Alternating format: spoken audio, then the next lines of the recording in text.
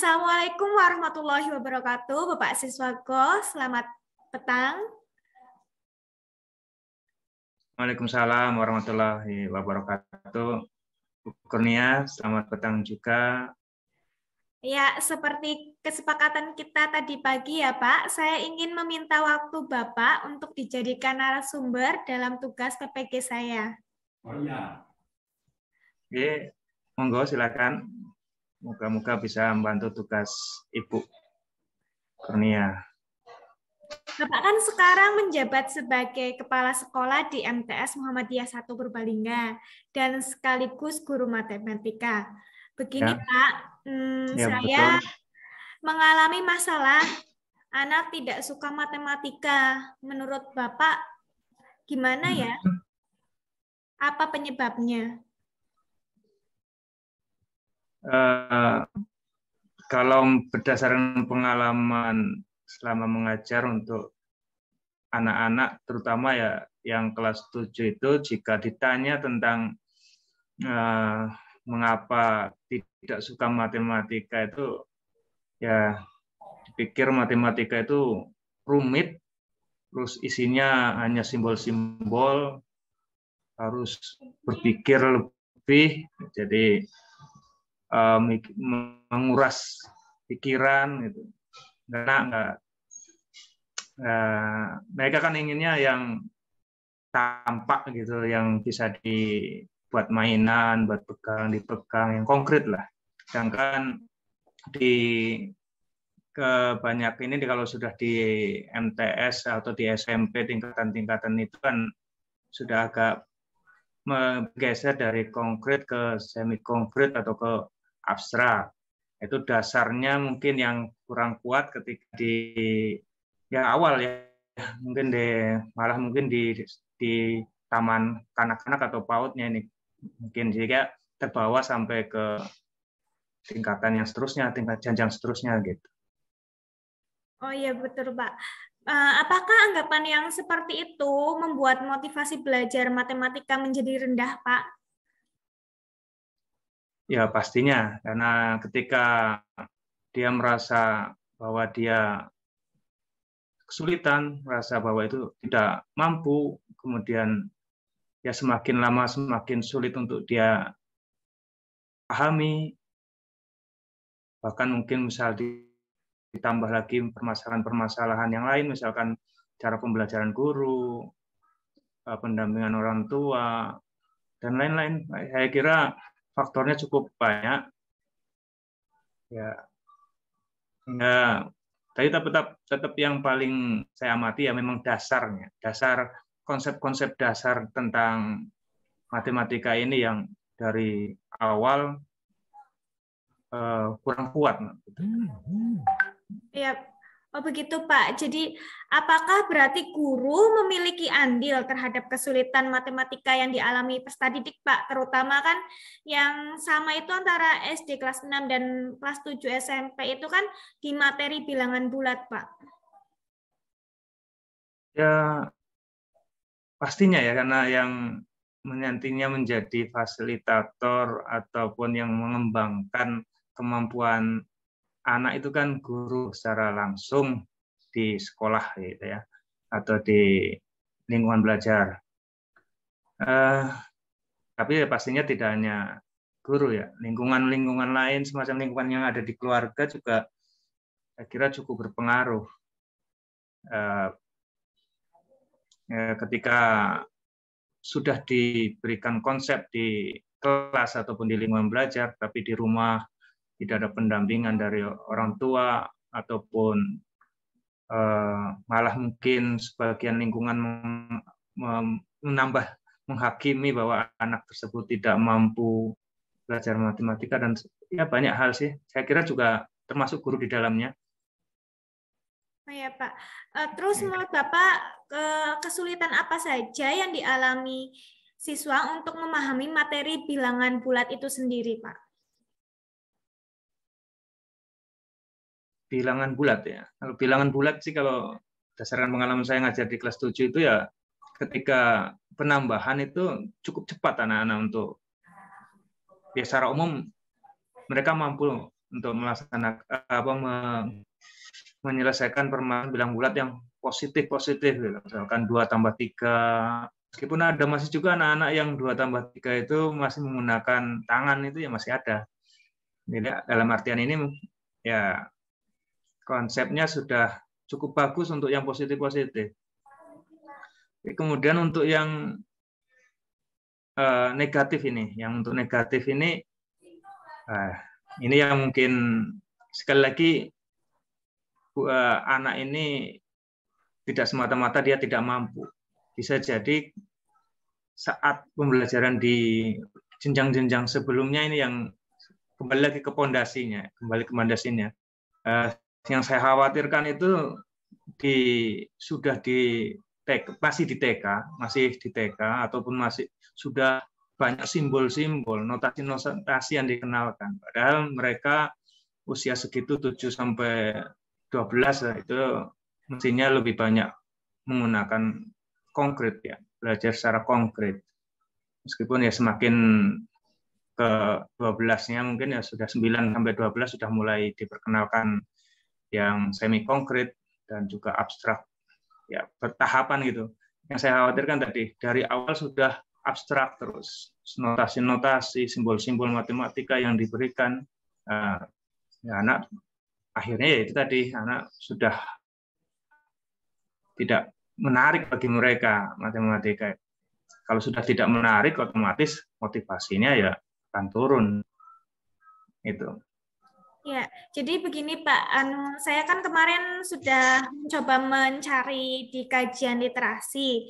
Nah, di kajian literasi tersebut ternyata ada dari kajian literasi tersebut isinya bahwasanya dampak dari kesulitan belajar materi bilangan bulat itu siswa ternyata tidak bisa membedakan antara operasi hitung, penjumlahan, dan pengurangan dengan jenis bilangan negatif dan positif. Itu bagaimana, Pak? Ya, kembali lagi sebenarnya sama sih jawaban, hampir permasalahannya hampir sama. Konsep itu kan untuk anak-anak itu mestinya dari konkret dulu. Nah, dari konkret dulu berkembang. Ya tidak bisa disalahkan ketika kelas 6 kemudian kebingungan, ya dari kelas 5-nya, dari kelas 4-nya, dari kelas 3-nya, dari kelas 1. Ini memang kayaknya perlu banyak perbaikan untuk ya kita mau introspeksi diri juga dari guru-guru, juga dari kurikulum, pemahaman tentang kurikulum juga. Saya kira kurikulum sudah bagus, kurikulum Merdeka itu kan sudah, kurikulum 13 sebelumnya itu sudah memberikan banyak peluang bagi guru untuk lebih tidak mengejar target gitu, mengejar target materi gitu ya. Tapi ternyata dalam keseharian, dalam pelaksanaannya banyak ya, mohon maaf, masih banyak guru yang ya artinya masih banyak yang mengejar menyelesaikan materi. Padahal anak-anak itu masih konsepnya belum kuat. Nah, kemudian saya juga mengalami ketika sudah paham dengan simbol-simbol matematika yang soalnya berupa angka-angka, dibawa menuju ke soal yang cerita, jadi lupa lagi Pak. Jadi ternyata hasilnya tidak memuaskan. Hasil belajarnya rendah ketika soalnya dalam bentuk soal cerita. Gimana ya Pak itu ya? Kenapa ya? Atau gurunya? Sangat betul sekali ini sudah jadi tidak hanya level kita sebagai guru, ini juga di kebijakan juga sudah sampai nih mengenai literasi gitu ya, utamanya literasi. Anak-anak kita kalau di perlombaan bahkan olimpiade tingkat dunia itu bisa berbicara, tapi saat suruh menjelaskan, menerangkan apa yang dia pahami ini lebih kurang paham cara menyampaikannya, dan bahasanya kalau anak Indonesia suruh menjelaskan itu hanya berapa kalimat, untuk orang yang maju, negara-negara maju itu, meskipun mungkin dalam perhitungan, dalam proses menghitung, dalam proses menjawab soalnya tidak sebagus anak-anak Indonesia, tapi mereka itu dapat menjelaskan dengan lebih banyak. Jadi mungkin ya literasi ya, yang ini lagi dikembangkan, lagi diupayakan untuk di up gitu kemampuan anak-anak kita di literasi.